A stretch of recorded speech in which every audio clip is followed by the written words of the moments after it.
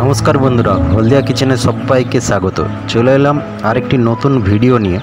এই গরমের সময় আম দিয়ে বিভিন্ন রকমের রেসিপি তৈরি হয়। তো আজকের আমাদের আয়োজন কাঁচা আমের রসগোল্লা। ভিডিওটা শেষ পর্যন্ত দেখুন এবং বাড়িতে কাঁচা আমের রসগোল্লা বানিয়ে সবাইকে পরিবেশন করুন। কাঁচা আমের রসগোল্লার জন্য একটি মিডিয়াম সাইজের আমরা কাঁচা আম নিলাম। কাঁচা আমের এবার ছালটা ছাড়িয়ে নিচ্ছি।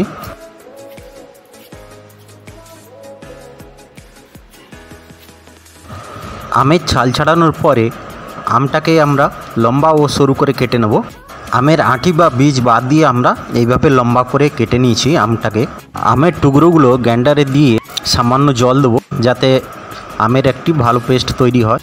খেয়াল রাখবেন আমের পেস্টটার মধ্যে কোনো দানা ভাব যেন না থাকে। এখন আমরা 1 লিটার দুধ নিয়ে তার ছানা কাটিয়ে নেব। আমের যে পেস্টটা বানিয়েছিলাম তা কয়েক চামচ দুধের মধ্যে দিয়ে আমরা ছানাটা কাটিয়ে নেব।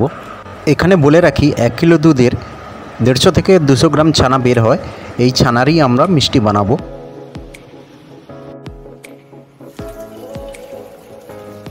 ছানাকে এখন একটি ছাঁকনি দিয়ে আমরা ছেঁকে নেব এবং ঠান্ডা হওয়ার জন্য কিছু সময় রেখে দেবো। একটি কাপড়ে আপনারা বেঁধে রেখে দিতে পারেন।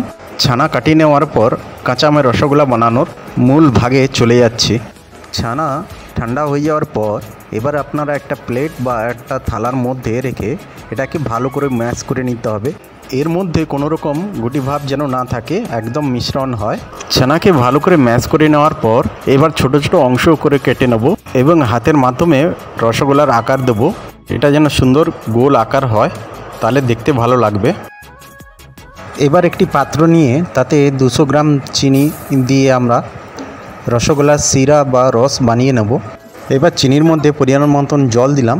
তার সঙ্গে কাঁচা আমের যে পালসটা বা পেস্ট বানিয়েছিলাম সেটা 2 চামচ দিয়ে দিলাম, কারণ কাঁচা আমের ফ্লেভারটা যেন রসগোল্লার মধ্যে পাওয়া যায়।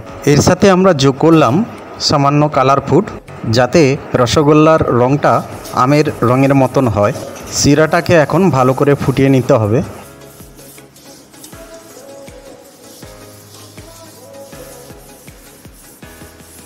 শিরাটাকে ভালো করে ফুটিয়ে নেওয়ার পর এবার আমরা রসগোল্লা এর মধ্যে একে একে দিয়ে দেব এবং 14 থেকে 15 মিনিট আমরা এই শিরার মধ্যে রসগোল্লা রাখব।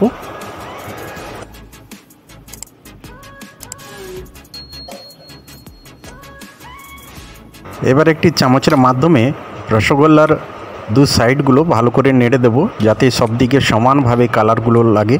এইভাবে আপনার তৈরি হয়ে যাবে কাঁচা আমের রসগোল্লা। ধন্যবাদ, সুস্থ থাকুন, ভালো থাকুন।